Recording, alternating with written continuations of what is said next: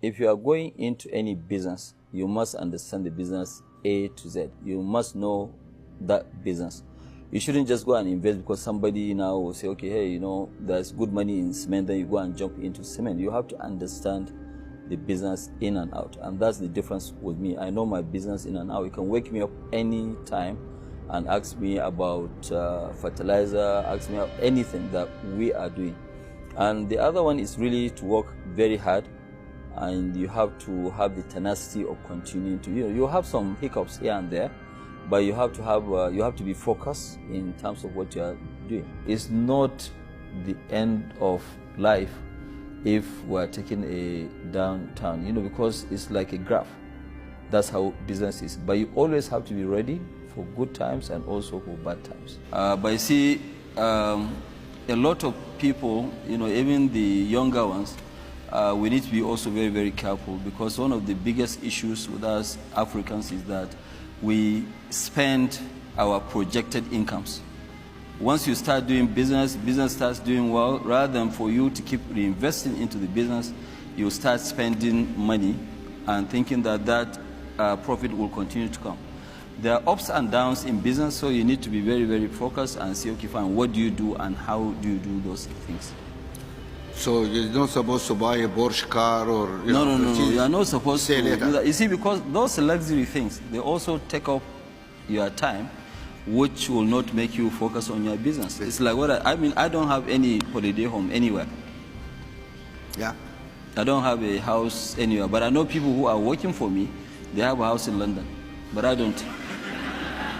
One thing that I'm very, very proud of is that I did not inherit any money from my father. I built everything from scratch to where I am.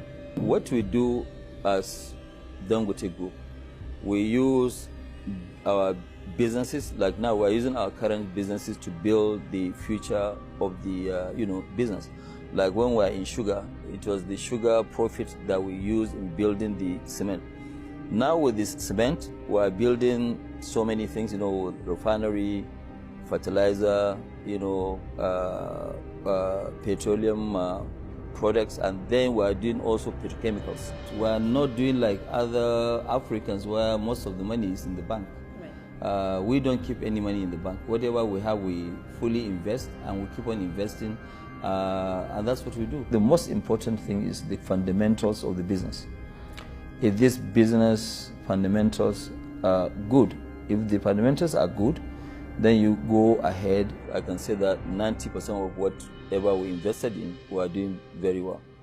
So I think it is where you should invest. Even myself as an African, I cannot invest in every single sector, so I have to be very choosy of where I invest.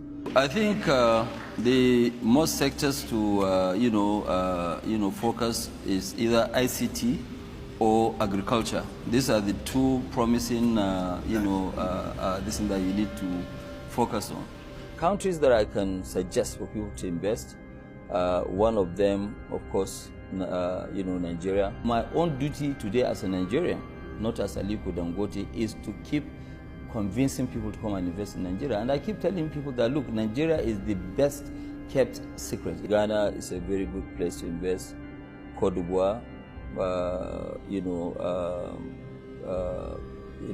Kenya is also a very good place to invest. Africa is full of opportunities. Opportunities are enormous. It's not only in oil or in copper or in coal.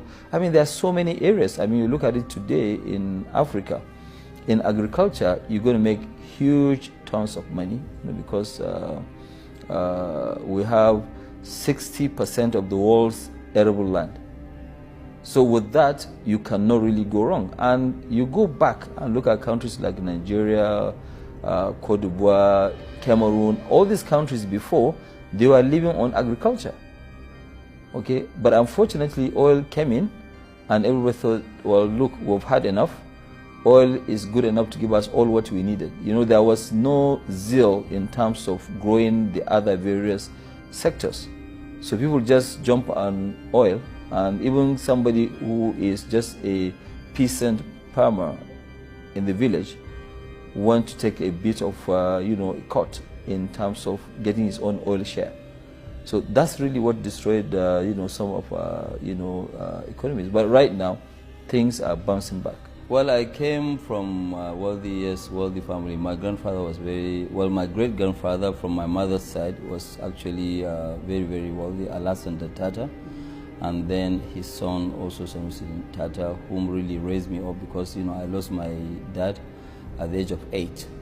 And, so after educating me, he gave me a loan of which I was grateful, and I paid back in 3 months, because business was so good. The way it is that when you first start business, your target is to make your first million.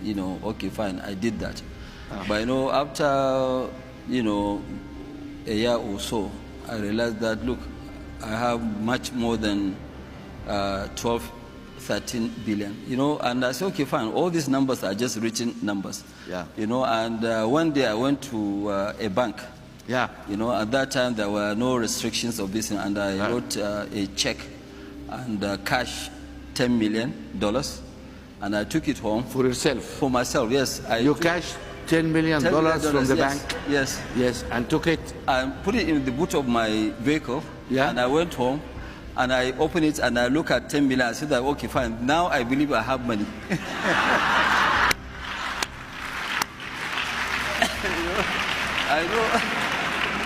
I know. So you put this in the bed and slept all night on top of it. You made love to your money. It was in the boot of my car. Yeah. But I brought it, and I went there by myself. I drove myself to the bank. I cashed the money, and I put it in my room, and I look at the money, and I took it back to the bank the next day. Anytime when I have excess money, I like to put more in terms of charity. Okay. I don't really have very expensive lifestyle. Can I ask you how much money you have in your wallet today? Today? Yeah, how much money you have in your pocket? You'll be very, very surprised. I don't even have, not even $1, nothing. You have no money on you? Nothing. Okay. Nothing. I have nothing. That's money for you guys. When you have money, you don't carry money. My upbringing from my late grandfather really helped me quite a lot. He was a very, very humble person, and sometimes he used to drive himself. And that's what I do now, even on weekends right now. Once I finish this interview with you, I won't go out with the driver. I'm going to go alone, and I'm going to drive myself. I mean, I feel safe, and really I don't have any issues, with that.